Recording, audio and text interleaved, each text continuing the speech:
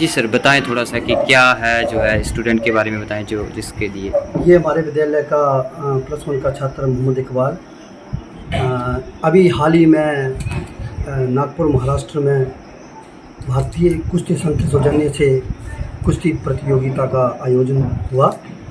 तो वहाँ पर सबसे पहले हमारे बिलासपुर में ट्रायल लिए गए थे।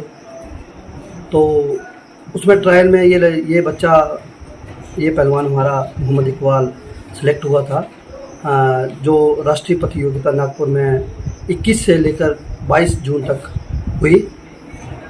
तो हमारे लिए ये बड़ी गर्व की बात है। और इस बच्चे ने वहाँ पर लगभग 2 राउंड जो कुश्ती प्रतियोगिता थी उसमें जीत दर्ज की और क्वार्टर फाइनल तक का सफ़र तय किया। तो ये हमारे विद्यालय के लिए और इस इलाके के लिए बहुत ही गर्व की बात है कि राष्ट्रीय स्तर ऐसे बड़ी प्रतियोगिता में इस बच्चे ने अपना दमखम दिखाया है। तो इसके लिए मैं इसके पेरेंट्स को और प्रिंसिपल मैम और विद्यालय के स्टाफ को और इलाका वासियों को बहुत बहुत मुबारक देता हूँ। और हम कोशिश करेंगे कि ये बच्चा आगे आने वाली प्रतियोगिताओं में इसी तरह इससे भी ज़्यादा आगे बढ़कर नाम रोशन करे और सफलता की ऊंचाइयों को छुए। इकबाल, क्या कहेंगे आप? आज आपने एक इतने बड़े मंच पर, देखिए मैं ये देखिए सर्टिफिकेट भी यहाँ पर है, इतने बड़े मंच पर आपने जो है वो एक मुकाम हासिल किया है, तो क्या कहेंगे, किसको आप इस जीत का श्रेय देते हैं? मुझे बहुत खुशी हो रही है और मैं इस पूरे विषय का श्रेय अपने टीचर्स को और प्रिंसिपल मैम डीपी सर को और देना चाहता हूँ। और मुझे जिन पहलवान ने मेरे को बिलासपुर भेजा था उनको भी इसका विषय का शिक्षक बनाना चाहता हूँ।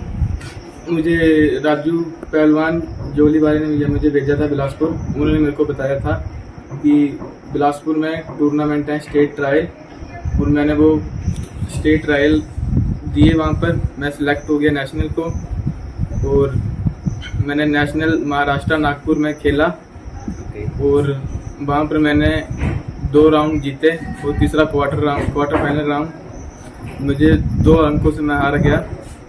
और इसका पूरा श्रेय मैं अपने teachers DP sir, PT sir को देना चाहता हूँ। और मेरा बड़ा भाई एक व्योम, उसके साथ मैं रेसलिंग को जाता था और उसके साथ मतलब मैं रेसलिंग को जाता था, उसके साथ ही रहता था रेसलिंग में, जब रेसलिंग होती थी यहाँ के आसपास के गांव में।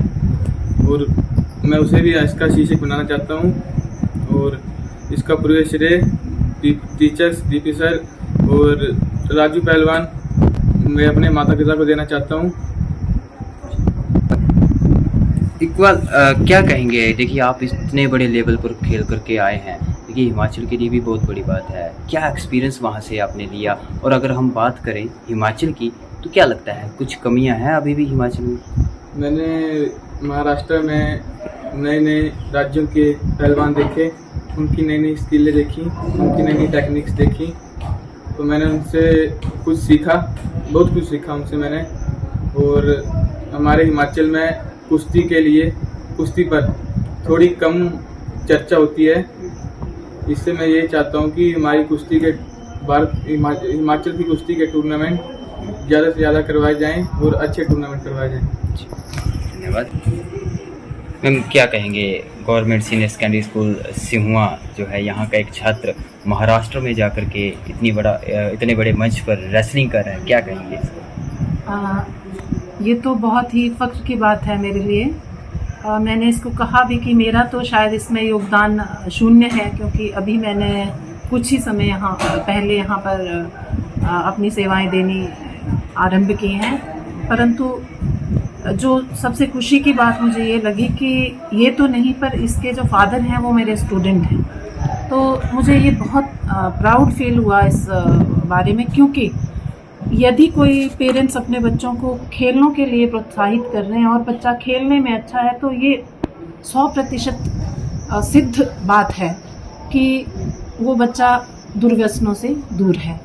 तो जितना ज़्यादा से ज़्यादा पेरेंट्स जो हैं बच्चों की मेंटल हेल्थ के अलावा शारीरिक जो इनका विकास है उस पर भी ध्यान देंगे और अगर अच्छे से उनको मतलब उनके आउट ऑफ द वे भी जो चीज़ें वो कर भी नहीं पा रहे हैं, वो इतने सक्षम भी नहीं हैं, फाइनेंशियली भी नहीं है सक्षम उतने, पर फिर भी बच्चों के लिए इतना कुछ कर पा रहे हैं, तो वो पेरेंट्स बहुत ही धन्यवाद के पात्र हैं कि उन्होंने इस बच्चे को ऐसा इस तरह से तैयार किया है कि उनके गांव के लिए और ये हमारे स्कूल के लिए बड़ी फ़ख्र की बात है। तो मैं एक बार फिर ये चाहूँगी कि सभी पेरेंट्स जो हैं वो अपने बच्चों की तरफ विशेष रूप से इस तरह से ध्यान दें, ताकि बच्चे पढ़ाई में तो अच्छे हों, पर पढ़ाई में तभी अच्छे हो पाएंगे जब अपना उनका शारीरिक रूप तौर पे वो फिट होंगे।